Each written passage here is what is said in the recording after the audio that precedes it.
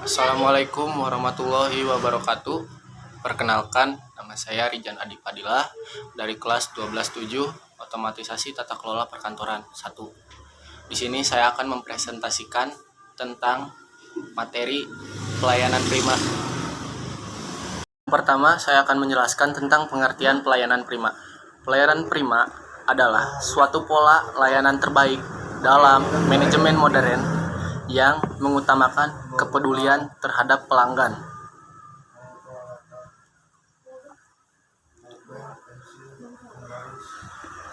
Dan di sini juga ada konsep dasar pelayanan prima atau excellent service.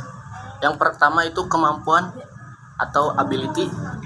Jadi kita bisa kemampuan itu bisa terhadap tentang pelayanan kita terhadap pelanggan. Yang kedua itu tindakan atau action. Nah, action ini kita terhadap pelanggan itu harus bagaimana sih? Yang pertama itu, yang ketiga ada sikap. Nah, sikap atau attitude. Nah, kita harus memberikan pelayanan yang sangat bagus dan juga yang sangat sopan dan santun. Terus yang keempat ada perhatian atau intention. Nah, kita beritahu nih pemberitahuannya tentang atau harga atau tentang yang lainnya.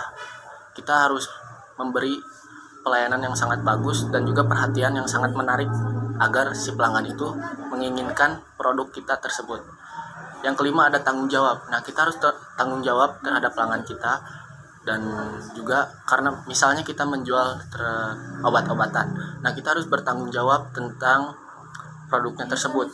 Nah, kalau misalnya si pelanggan itu masih belum ada hasilnya, karena tiap orang itu berbeda-beda dosisnya, jadi kita harus memberitahu tentang pelayanannya lagi. Dan juga di sini ada jenis-jenis pelayanan.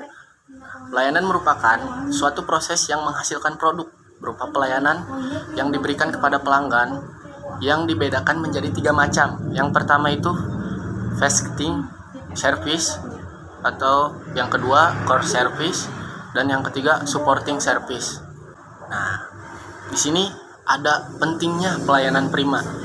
Pelayanan prima mempunyai peranan penting dalam bisnis, baik dari sisi pelanggan internal maupun pelanggan eksternal, karena sangat berpengaruh pada loyalitas pelanggan kepada organisasi atau perusahaan.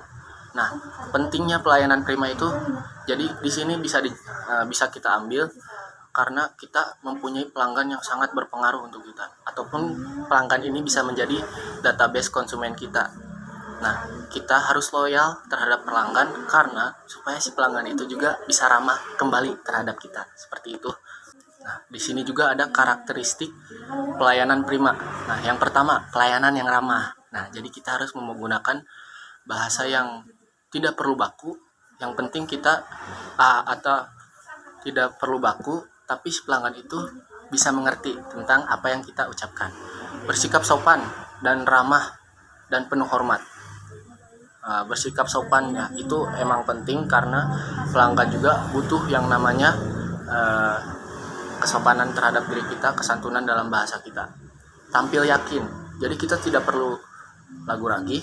Karena kenapa? Kalau misalnya kita ragu, pasti pelanggan pun juga tidak bakal tertarik. Makanya kita kalau misalnya pengen, atau misalnya ya pelanggan itu pengen gitu terhadap produk kita, nah kita harus tampil yakin agar si pelanggan itu, oh pelanggan, produk kita ini bagus loh gitu.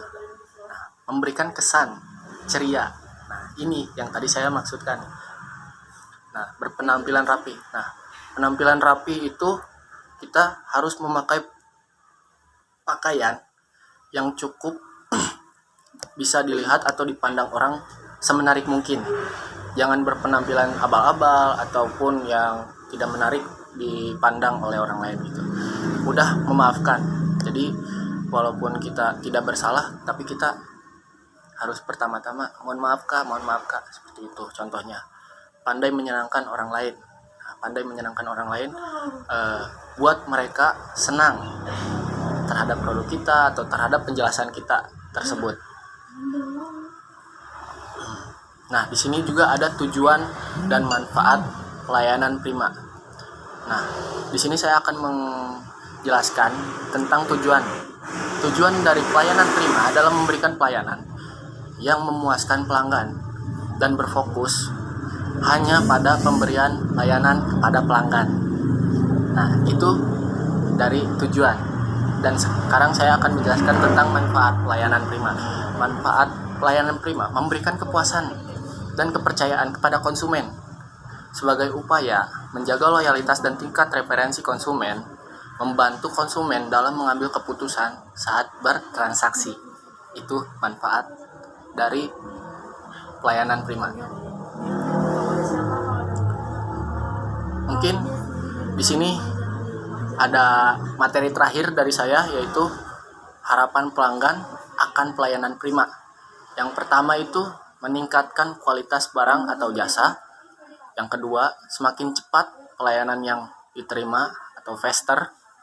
Adanya pembaruan dari produk atau jasa yang ditawarkan, newer.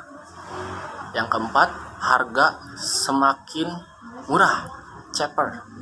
Yang kelima, fasilitas yang semakin mudah atau sederhana, more simple. Mungkin cukup sekian video presentasi materi pelayanan prima dari saya. Mohon maaf apabila ada kesalahan atau kosakata yang salah. Sekian dan terima kasih. Wassalamualaikum warahmatullahi wabarakatuh.